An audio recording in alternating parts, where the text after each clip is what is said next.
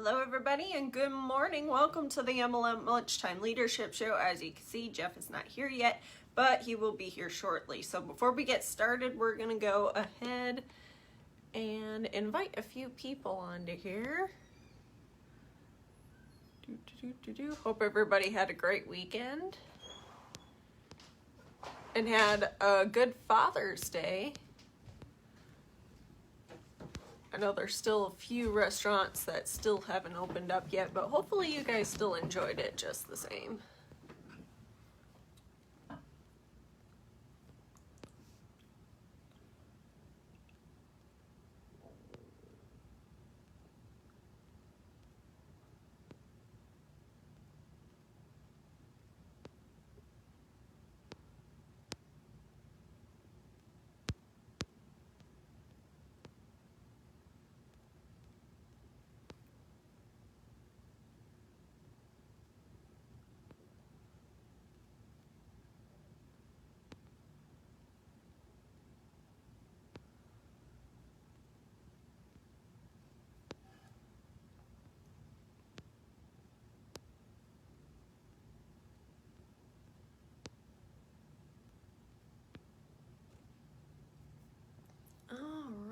There we go.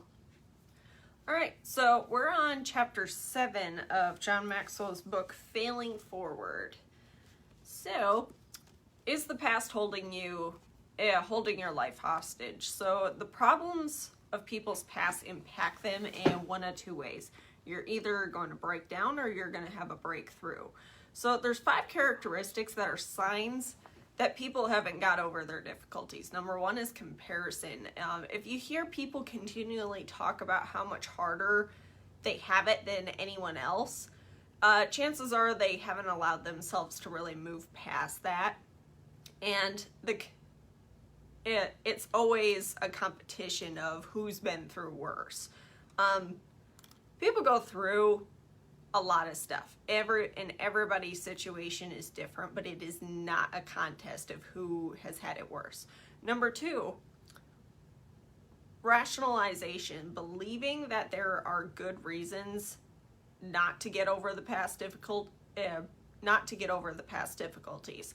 So rationalization creates a fog that hinders people from finding solutions to their problems, and excuses, no matter how strong, never lead to achievement. Number 3, isolation. A natural reflex kicks in just for self-protection. When people get hurt really badly, they tend to step back and step away from all people. However, this actually makes you more miserable because human beings are meant to be social, and we need to have that one person that we can confide in. And you'll see this with a lot of people, and they just tend to step away from the world. They just don't want to be around anybody because they don't have that trust of people. Number 4, they regret. And then number 5 is bitterness. So it is inevitable consequence if you're processing old injuries and tragedies. You're going to get very bitter with people. You don't like people anymore, but no matter what you've experienced, you got to remember this. There are people who've had it better than you and done worse, and there are people who've had it worse and then than you and then done better. And the circumstances really have nothing to do with getting over your personal history. The past hurts can make you bitter or better, but the choice is actually yours. So the best thing that I've seen when you've gone through something, now I haven't had the worst past, but it wasn't the greatest either, because everybody goes through something different, and different things hold different people back. But the thing that you have to do if you want to get better is you have to acknowledge that there is an issue, and then you have to make a decision of, this isn't something I'm going to repeat. I'm not going to stay here. This is where I want to go. How do I need to get there? Because if you constantly look behind you all the time, you're never going to be able to reach your goal. You're just going to keep walking in a circle. So that's what I pretty much have for the chapter today. Jeff, do you have any comments about this chapter? No. No? I'm just kidding. So, is the past holding your life hostage? Most people live looking backwards. Why do they live looking backwards? Because that's their reference point to everything that's going on. The problem is if that's your reference point, a lot of people don't have any guidance. They kind of go through life. A friend of mine said it best. They kind of go through life in a canoe going downstream, Rocky Mountain style, no oar, and no direction of how to get out. The goal is to get out of that river, especially if you don't know where you're headed and don't know where you're going, just running into things left and right. And we tend to look back and go, well, that's the way it's always going to be. And unfortunately, that's not true, but it takes kind of a different guidance system. What guidance system you use. Typically, the best and easiest one is to find a mentor. Find somebody who can actually physically help you. If you want to, you can't change your past, but you can change direction of where you're going. You can hang out with different people. You can produce different results. You can produce, a better life for yourself. A lot of times that takes being around different people. Obviously there are some people who seem to have success and it seems to be so easy for them. Danielle, what's happening? The people who feel that it's just so easy to have success, they grew up around people who kind of taught them those lessons very early. And it wasn't necessarily that they struggled to make those decisions, because if that's all you see, you just tend to do them automatically because that's your reference point. The biggest problem is that's also true. Hello, Bess. That's also true with people who grew up in bad situations. They tend to do these things without even realizing it, and they don't have a reference point of, hey, this isn't the best way to do it. And not even the best way, but kind of a way that would create more success for them. There are ways that I've seen people do things that are completely inefficient. It's not that they don't work, but they're going through 25 steps to get there instead of 2. So sometimes it helps being around people who are like, hey, there's an easier, simpler way to do this.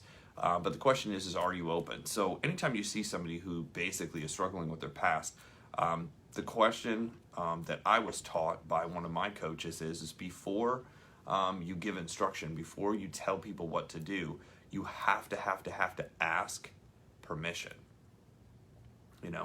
Do I have your permission to give you some information that may help you? Do I have some permission to tell you something you necessarily probably aren't going to like? So I kind of will reference or frame it like that. Can I tell you something you're not necessarily going to like, but it's going to help you greatly? If they give you permission, then you can talk about it. If they're like, nah, I'm not really ready to hear anything, I like wallowing in my own misery. A lot of people don't want to get rid of their past and don't want to move forward because that's how they found to gain attention. Nobody paid attention to them growing up, or very few people paid attention to them. And the fastest way to get attention is to create drama and, craziness in your life. If you can create drama and craziness in your life, then a lot of people kind of flock to you because there's a lot of people who have that personality that want to help, that want to serve, that want to console. So people freak out and flip out about these things that have happened to them in the past, and they relive them over and over and over again because that's how they're gaining attention. So you have to be very, very careful inside of direct sales, inside of network marketing, inside of building a team, that the people you're around aren't just there for the attention. They're actually okay, and they're there to build something. I spent years in the business not realizing I was running a support group instead of a network marketing company. Support group meaning they needed all kinds of help that was beyond me, first of all. I'm not a psychologist. That's not what I do. But they needed somebody who really just they needed somebody who really they needed somebody who just helped them. They needed somebody to listen. They needed somebody to walk them through all the stuff that they were going through. And that's not very profitable in the business. That's not what we do.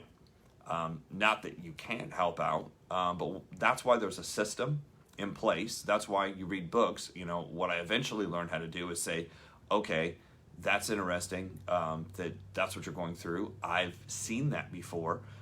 Here is what I've learned, for the people who want to get past it. Here's what I've learned information wise that's helped them get past it, that will probably help you. So I started referencing books, I started referencing programs, I started referencing people that I knew in the industry that were able to get past and help. That was a really, really quick, test to see if they're actually ready to move on or they want to stay in the past. If they want to move on, they'll go get the book, they'll go, figure it out. If they're not, they'll just kind of wallow in their own misery and bring up the same stuff again and again and again. There are people that I've now known for almost 10 years that literally every time I get together with them, tell the exact same story. They are living literally 15, 16 years ago, and I don't think they'll ever, I don't think they'll ever get past that. So you just have to gauge that as building. Dalton, what's happening? You just have to gauge that based on, who this person is, where they're at, and how new they are. When you first get to know people, they're going to give you their past and everything that they've gone through. Oh, this has happened, that's happened. But after a year, if they're still telling you the same story and they haven't engaged to do anything to improve or fix it, you have to make decisions that you're building a business and you're going to have to move to the next person. Again, you'll find that the rooms will fill up with, when we can fill up rooms, right? Because, lately we haven't been able to. But in July, at least in Indiana, they're opening everything back up as of, I believe, July 4th. So we're planning on, hosting our event again. And you have to be careful. The rooms will fill up with people who need attention, who desire that. And you're going to have to make a judgment call. Is this a person who's going to stay in their past, live in their past, they're always going to be there? Or is this a person who can move on? Drive by itself, the people who come out, the drive by itself tells me they have the ability to change, but do they have the willingness? That's different. So that's what we got for today. Appreciate everybody for jumping on. Tomorrow, chapter 8. Yep. Who's the person making these mistakes? All right. If you guys would like our notes, we are going to send those to you, so feel free to go enter your email into the link in the comments below. Goodness gracious. Definitely need coffee. Definitely need coffee. So I'm going to put a link in the comments below so that way you could go subscribe to the emails, and also go follow us on YouTube. We're uploading each one of these videos there, so that way if you'd like to go back to any videos, you are more than welcome to. So with that, we are going to head off and make some calls, and we will see you guys tomorrow.